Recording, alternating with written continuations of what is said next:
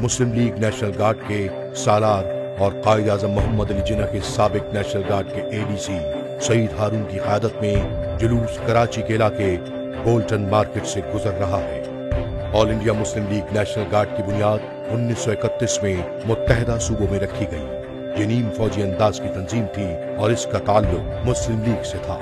National guard का मकसद नौजवान मुसलमानों को तहम्मुल, बर्दाश्त और नज़्म ज़ब्त की तरबियत देना था और इसके साथ साथ उन्हें मुतहर्रक करना था।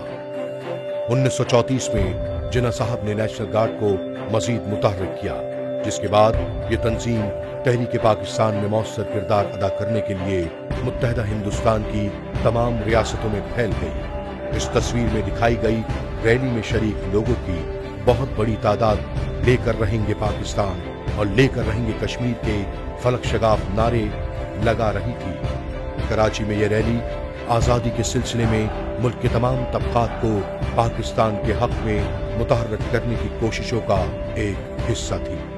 ये तस्वीर मार्गरेट वाइट ने खींची और 1947 को सैन फ्रांसिस्को क्रॉनिकल में शाया हुई। इसके साथ साथ जनवरी 1948 को लाइव मैगजीन के सफ़ा अव्वल पर शाया होने वाले मज़मून के साथ दी गई।